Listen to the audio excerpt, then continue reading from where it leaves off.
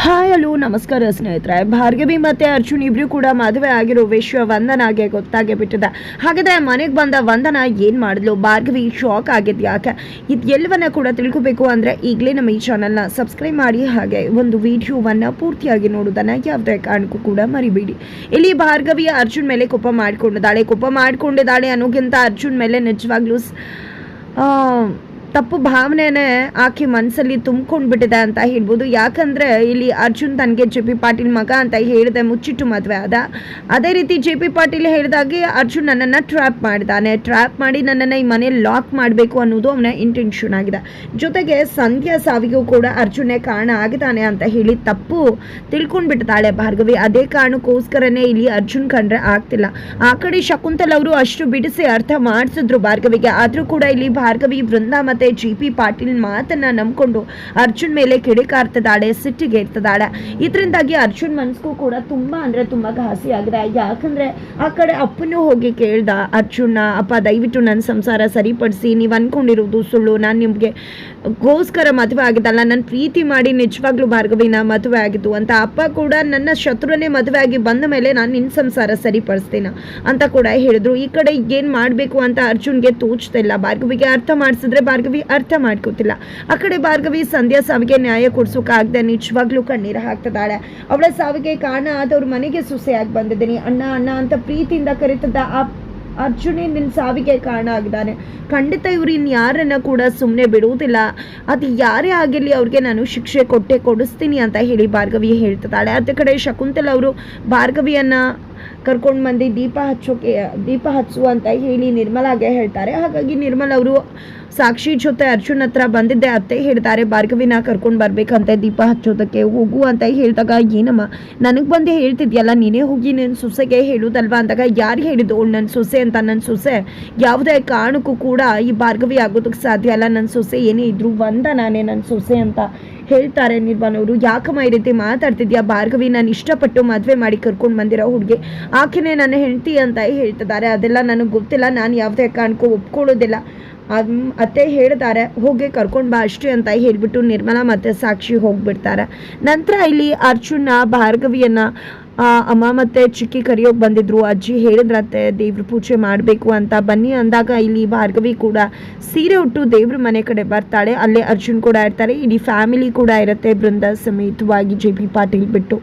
ನಂತರ ಇಲ್ಲಿ ದೀಪ ಹಚ್ಚು ಭಾರ್ಗವಿ ಅಂತದಾಗೆ ಇಲ್ಲಿ ಅರ್ಜುನ್ ಮತ್ತೆ ಭಾರ್ಗವಿ ಇಬ್ರು ಕೂಡ ಜೊತೆಗೂಡಿ ದೀಪ ಹಚ್ಚುತ್ತಿದ್ದಾರೆ, ಆರತಿ ಬೆಳಗ್ತಿದ್ದಾರೆ. ಇದರಿಂದ ಬೃಂದ ಮನಸ್ಸಲ್ಲೇ ರೊಚ್ಚಿಗೆ ಹೇಳ್ತಿದ್ದಾಳೆ, ಬೆಂಕಿಯನ್ನೇ ಕಾರ್ತಿದ್ದಾಳೆ ಅಂತ ಹೇಳ್ಬೋದು. ಯಾಕಂದ್ರೆ ಈ ಮನೆಗೆ ನಾನು ಬಂದಾಗ ನನ್ನ ಆರತಿ ಮಾಡೋರೆಲ್ಲ, ನನ್ನ ಮಾತಾಡ್ಸೋರು ಗತಿ ಇರಲಿಲ್ಲ, ಅಂಥದ್ರಲ್ಲಿ ಇವಳನ್ನ ಆರತಿ ಮಾಡಿ ಒಳಗಡೆ ಕರ್ಕೊಂಡ್ರು, ದೇವ್ರ ಮುಂದೆ ಬಂದು ಶಾಸ್ತ್ರೋತವಾಗಿ ದೀಪ ಹಚ್ಚಿ ಎಲ್ಲ ಶಾಸ್ತ್ರಗಳನ್ನು ಕೂಡ ಅಚ್ಚುಕಟ್ಟಾಗಿ ಮಾಡ್ತಿದ್ದಾರೆ. ಇದೇ ರೀತಿ ನನಗೂ ಮಾಡಿದ್ರೆ ನಾನು ಯಾಕೆ ಇಷ್ಟು ಮಟ್ಟಿಗೆ ಕೆಟ್ಟವಳಾಗ್ತದೆ, ನಾನು ಈ ರೀತಿ ಆಗ್ತಿರ್ಲಿಲ್ವೇನೋ ಅಂತ ಹೇಳಿ ಬೃಂದ ಅನ್ಕೋತಿದ್ದಾರೆ.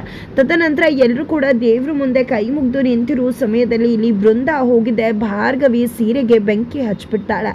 ಆದ್ರೆ ಏನೋ ಒಂದ್ ರೀತಿ ಬೆಂಕಿ ಸ್ಮೆಲ್ ಬರ್ತಿದ್ದಾಗೆ ಅರ್ಜುನ್ ಕಂಡ್ಬಿಟ್ಟಿದ್ದೆ, ಭಾರ್ಗವಿ ಸೀರೆಯಲ್ಲಿ ಬೆಂಕಿನ ನೋಡಿದ್ದೆ, ಬೆಂಕಿ ಭಾರ್ಗವಿ ಅವರ ಅಂತ ಹೇಳಿ ಅಲ್ಲೇ ಇದ್ದಂತ ನೀರನ್ನ ಕೂಡ ಹಾಕಿ ಆರಿಸೋಕೆ ಟ್ರೈ ಮಾಡ್ತಿದ್ದಾರೆ. ಈ ಕಡೆ ಭಾರ್ಗವಿ ಕೂಡ ಬೆಂಕಿ ಮುಟ್ಟಿದ್ರಿಂದ ಆಕೆಗೂ ಕೂಡ ತುಂಬಾ ಅಂದ್ರೆ ತುಂಬಾ ಗಾಯ ಆಗಿದೆ.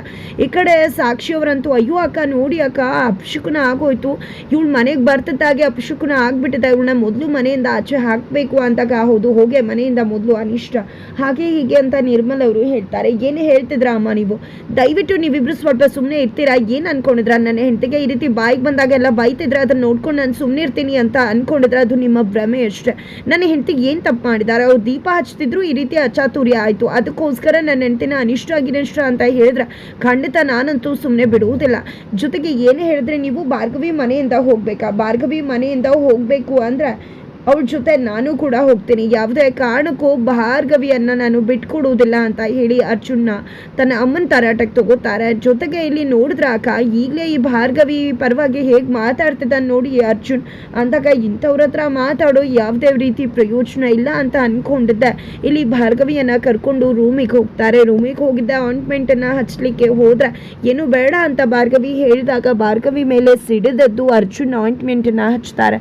ನಿಮ್ಗೇನಾದರೂ ಆದರೆ ಅದನ್ನು ಸಹಿಸ್ಕೊಳ್ಳೋ ಶಕ್ತಿ ನನಗಿದೆ ಅಂತ ಅಂದ್ಕೊಂಡಿದ್ರೆ ಭಾರ್ಗವಿ, ಖಂಡಿತ ಇಲ್ಲ ಅಂತ ಹೇಳ್ತಾರೆ. ಏನಪ್ಪ ಇದು ನನ್ನ ಪಾರ್ಥ ಅಂತ ಅನಿಸುತ್ತೆ ಮನಸ್ಸಿಗೆ. ಆದರೆ ಬುದ್ಧಿ ಇವನು JP ಪಾಟೀಲ್ ಮಗ ಅರ್ಜುನ್ ಅಂತ ಹೇಳ್ತದೆ.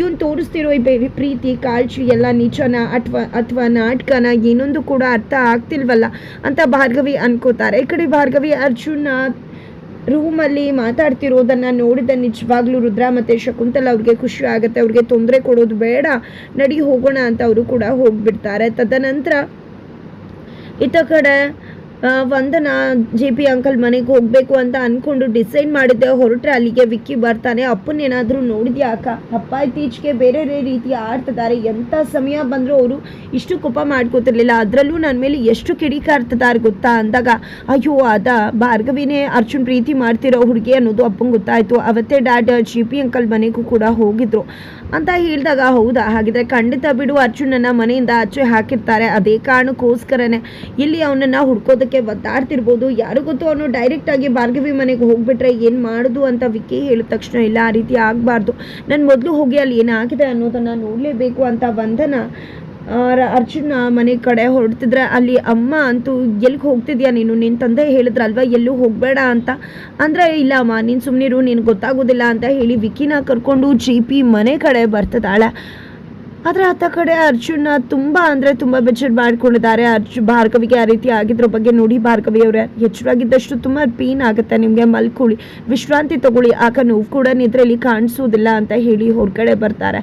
ಏನಪ್ಪ ಇದು, ಭಾರ್ಗವಿಯವರು ಎಷ್ಟು ಒಳ್ಳೆಯವರು, ಅತ್ತೆ ಮಾವ ಅಂತ ಹೇಳಿ ಎಷ್ಟೆಲ್ಲ ಮಾತಾಡ್ತಿದ್ರು, ಆದರೆ ಇವಾಗ ಅವ್ರಿಗೆ JPನೇ ತನ್ನ ಮಾವ ಅಂತ ಗೊತ್ತಾಗಿದೆ. ನಿಜವಾಗ್ಲೂ ಏನು ಮಾಡಬೇಕು ಅಂತ ಗೊತ್ತಾಗ್ತಿಲ್ಲ. ನಿಜವಾಗ್ಲೂ ಯಾವತ್ತೂ ಭಾರ್ಗವಿಯವರು ಯಾರಿಗೂ ಕೂಡ ಕೆಡಕ್ ಬಯಸೋರಲ್ಲ, ಆದರೆ ಈ ಮನೆಯವರೆಲ್ಲ ಯಾಕೆ ಭಾರ್ಗವಿಯನ್ನು ಒಪ್ಕೋತಿಲ್ಲ ಅಂತ ಅಂದ್ಕೊಂಡು ಯೋಚನೆ ಮಾಡ್ತಿದ್ರೆ ಬೃಂದ ಅಲ್ಲಿಗೆ ಬಂದಿದ್ದೆ. ಭಾರ್ಗವಿ ಹೇಗಿದ್ದಾಳೆ ಅಂದಾಗ, ಅಯ್ಯೋ ಅದಕ್ಕೆ ಪರವಾಗಿಲ್ಲ, ನಿಜವಾಗ್ಲೂ ನಿಮ್ಮಷ್ಟು ಕಾಳಜಿ ನಮ್ಮ ಮನೆಯವ್ರಿಗೆ ಇದ್ದಿದ್ರೆ ಆಗ್ತಿತ್ತು. ಅವನು ಆಡೋದು ನೋಡಿದ್ರೆ ಖಂಡಿತ ಭಾರ್ಗವಿಯನ್ನು ಮನೆಯಿಂದ ಆಚೆ ಕಳಿಸಿ ವಂದನಾ ಜೊತೆ ಮದುವೆ ಮಾಡಿಸ್ಬಿಡ್ತಾರೆ ಅಂತ ಅನ್ನಿಸ್ತದೆ ಅಂದಾಗ, ಅದೇ ಆಗೋದು ಅಂತ ಅಂದ್ಕೊಂಡಿದ್ದೀನಿ. ಅರ್ಜುನ್ ಪಾಪ, ನಿನ್ನ ಹೆಂಡತಿಗೆ ಆ ರೀತಿ ಗತಿ ಕಾಣಿಸಿದ್ದು ನಾನೇ. ಅಯ್ಯೋ ಎಷ್ಟೊಂದೆಲ್ಲ ಇಷ್ಟಪಡ್ತೀಯ ನಿನ್ನ ಹೆಂಡತಿನ, ಇದರಲ್ಲಿ ಸ್ವಲ್ಪ ಚರಣ್ಗೆ ನನ್ನ ಮೇಲೆ ಪ್ರೀತಿ ಇದ್ದಿದ್ರೆ ಆಗ್ತಿತ್ತು ಅಂತ ಬೃಂದ ಅನ್ಕೋತಾಳೆ. ಅತ್ತ ಕಡೆ ಅಮ್ಮಂಗೆ ಮಗಳನ್ನ ಜೊತೆ ಮಾತಾಡಬೇಕು ನೋಡಬೇಕು ಅನ್ಸುತ್ತೆ, ಬಟ್ ಅದು ಸಾಧ್ಯ ಇಲ್ಲ ಅಂತ ಗೊತ್ತಿದೆ.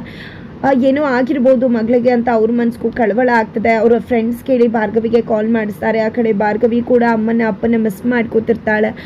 ಅದರ ನಡುವೆ ಫ್ರೆಂಡ್ಸ್ ಕಾಲ್ ಮಾಡ್ತಿದ್ದಾಗೆ ತಾನು ಚೆನ್ನಾಗಿದ್ದೀನಿ, ಅಲ್ಲೆಲ್ಲ ಚೆನ್ನಾಗಿದ್ದಾರಲ್ವ ಅಂತ ವಿಚಾರಿಸ್ತಿದ್ದಾಳೆ ಹೊರತು JP ಪಾಟೀಲ್ ಮನೆ ಸೊಸೆ ಆಗಿದ್ದೀನಿ ಅಂತ ಹೇಳ್ತಿಲ್ಲ ಭಾರ್ಗವಿ. ನಂತರ ತನ್ನ ಅಪ್ಪ ಅಮ್ಮನಿಗೆ ಒಂದಷ್ಟು ದುಡ್ಡು ಕಳಿಸ್ತೀನಿ, ನೀವು ರೇಷನ್ ತಂದು ಕೊಟ್ಬಿಡಿ ಅಂತ ಕೂಡ ಫ್ರೆಂಡ್ಸ್ಗೆ ಹೇಳ್ತಾಳೆ.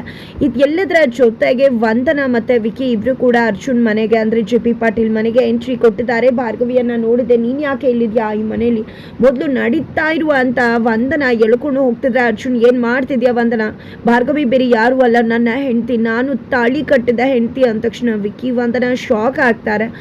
ಇದಕ್ಕೆ ಕಾಲ್ ರಿಸೀವ್ ಮಾಡ್ತಿರ್ಲಿಲ್ಲ ನೀನು, ಕೊನೆಗೂ ನನ್ನ ಜೊತೆ ಮದುವೆ ಆಗ್ಬೇಕಾದ್ ನೀನು ಆ ಭಾರ್ಗವಿನ ಮದುವೆ ಆಗಿ ಬಂದ್ಬಿಟ್ಟೆ ಈ ಭಾರ್ಗವಿಯನ್ನ ಅಂತ ರೊಚ್ಚಿಗೆದ್ದಿದ್ದ ತಾಳಿ ಇದ್ರಲ್ವಾ, ಅವಳು ನೀನು ಹೆಂಡತಿ ಆಗೋದು ತಾಳಿನೇ ಕಿತ್ತೆಸಿತೀನಿ ಅಂತ ಹೇಳಿ ವಂದನಾ ಭಾರ್ಗವಿ ಕುತ್ಕೆಲ್ಲಿರೋ ತಾಳಿ ಕೀಳೋಕೆ ಮುಂದಾಗ್ತದಾಳ.